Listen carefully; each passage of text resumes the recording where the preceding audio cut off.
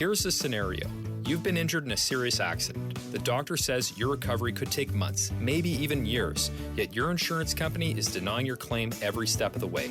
If something like this happens to you, call me, Brian Goldfinger of Goldfinger Personal Injury Law. We have offices in Toronto, London, Peterborough, and now Kitchener-Waterloo. Visit goldfingerlaw.com and get us working for you. Get Goldfinger today. You know what I want?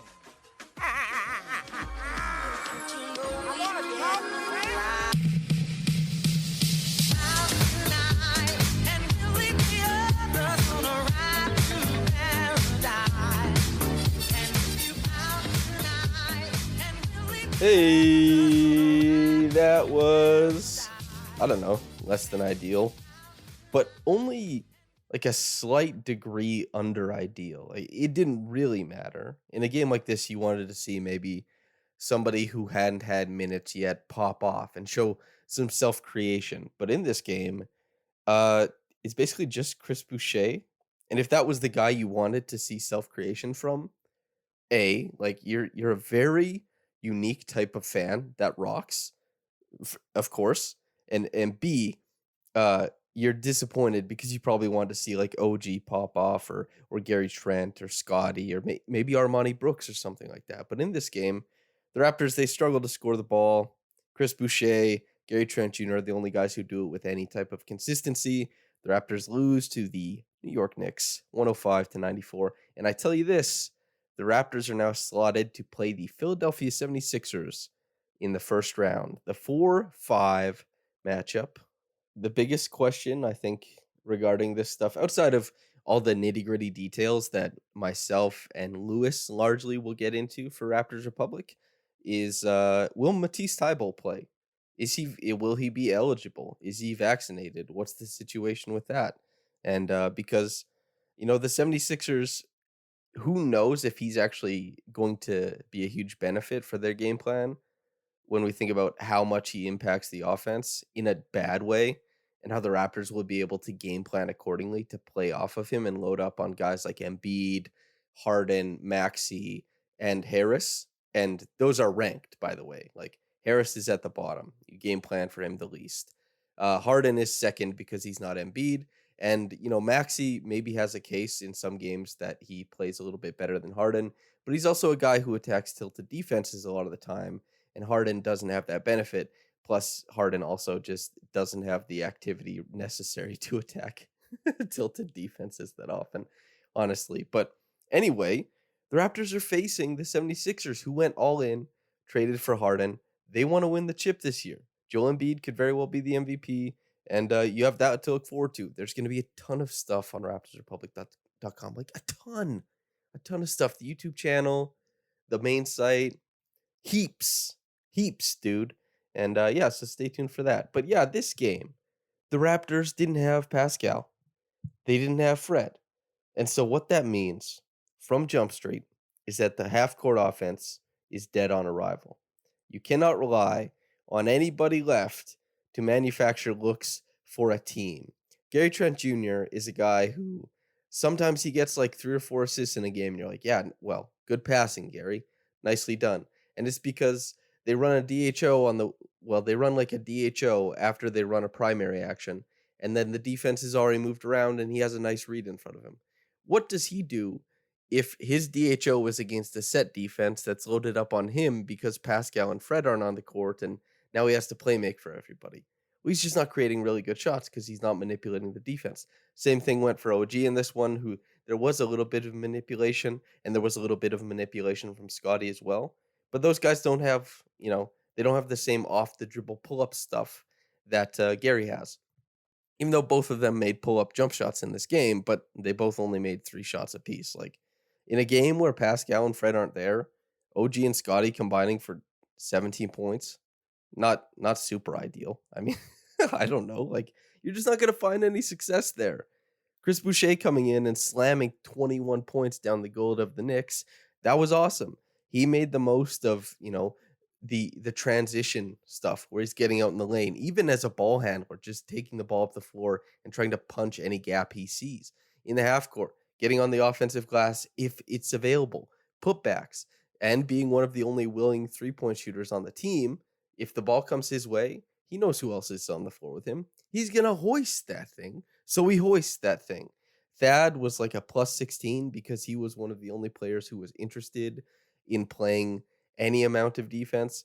Plus, for the first time, the Raptors decided, like, hey, we'll let Thad do the Thagic stuff, like run split actions and run the dribble handoff sequences above the break where, maybe he can turn it downhill. Maybe you run a baseline cut at the same time as the dribble handoff and let him make decisions heading downhill and pass around and stuff. And so that was really good this game. And especially defensively, seeing him keep up with guys like Emmanuel quickly, that rocks. That's awesome. That's all I want to see. Like, if Thad were to make like 4 corner threes in this game, that would mean less to me than seeing him stick with Emmanuel quickly, because Emmanuel quickly and Tyrese Maxey, for example, aren't interchangeable, but they're both very quick, very rapid guards who get to floaters, and there is some overlap there. And seeing Thad, even though quickly isn't as good as Maxey, stick with quickly in this game was like, hey, maybe in a few days when he plays Maxi on a switch or something like that, he's not going to give up an easy look. Maybe he's not. Maybe he could even get a turnover, right? Stuff like that. Force him and funnel him into tough positions. So that was cool to see. Yeah, OG again because he's super important. I'll have a video later this week on Yahoo Sports Canada wherein I outline why OG will be the X factor for this upcoming series. And obviously, stars have to be stars, but OG is in the awkward position of like he is between stardom and just an unbelievably high level role player, if you would even call him a role player, right? I wouldn't call OG a role player. So that's why he's, in X Factor mode because they're the 76ers. Well, I'll explain way more in depth in the video and have visual aids and that kind of stuff. But the 76ers are going to have to play off of somebody.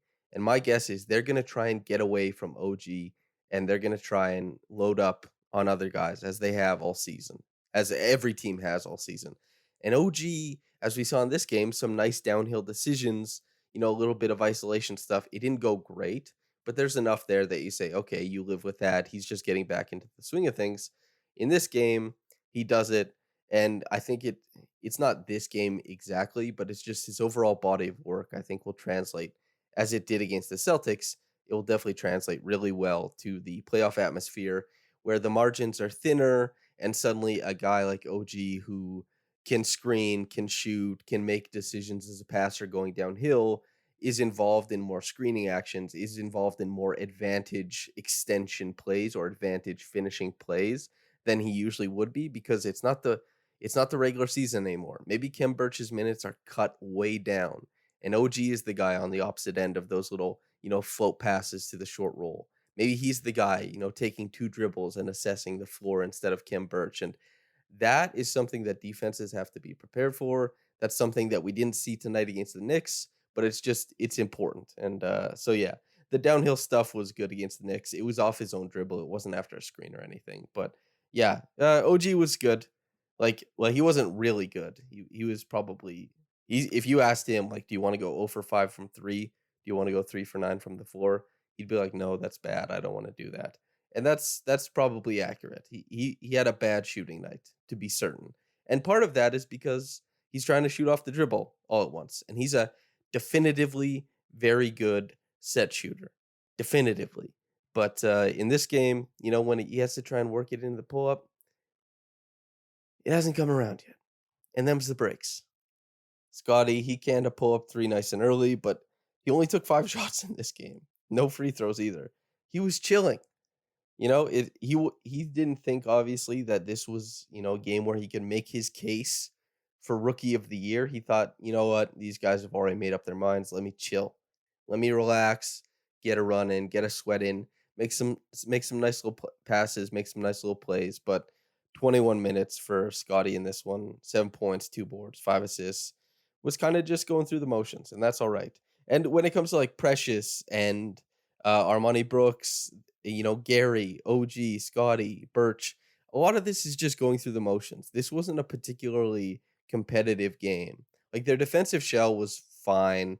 The 76ers shot making talent isn't really that great. Like this was a game where if the ball funneled to Alec Burks, Sure, he goes 4 for 7. If it funnels to Evan Fournier, he's 2 for 11. Taj Gibson is 1 for 4. But Obi Toppin pops off for 42 points. Emmanuel Quickly has 34, 10, and 12, a triple double. These are just guys punching at a defense that definitely, if it was fully geared up, could have taken away those two as the main two options. But this is the last game of the season where the Raptors, they're set at number 5. The seeding changed or had the possibility to change based on how the Celtics played the Grizzlies and the 76ers played the Pistons. It played out straight. Everybody won, and so now it's 5-4, and the Raptors play the 76ers. Same old, same old.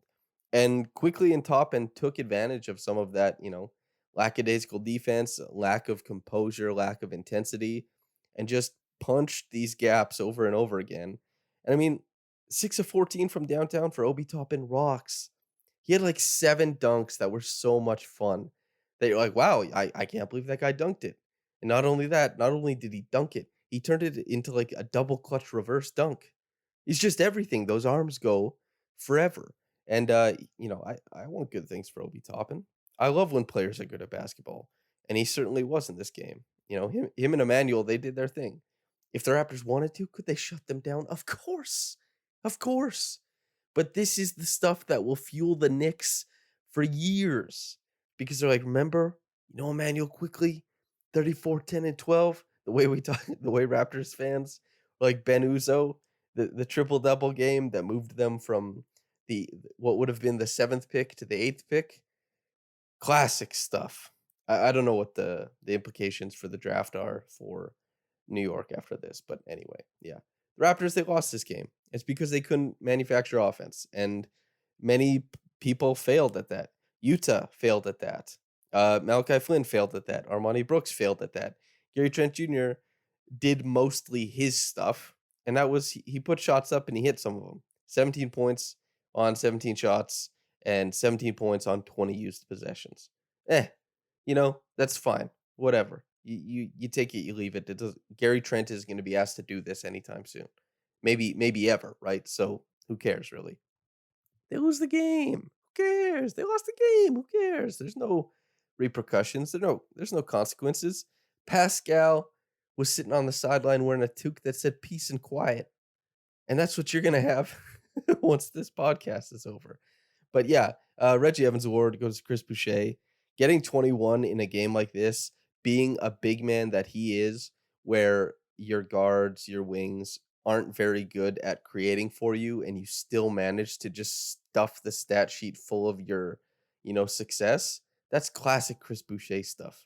He went to work, found his own way to it, put up 21, even had 3 assists. He had more assists than Gary in this game. It's cool. It's totally cool.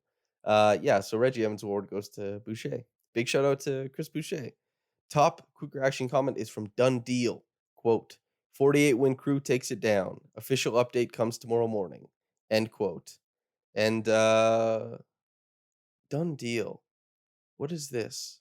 Oh, Done Deal.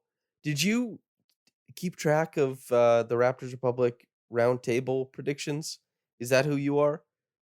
Because cool, then. That was cool of you to do. The Raptors Republic, the writers, like in our Slack, you were brought up what you did, and I can't remember. Maybe it was like a month ago that you posted it or something. But anyway, yeah, cool. Thanks for doing that.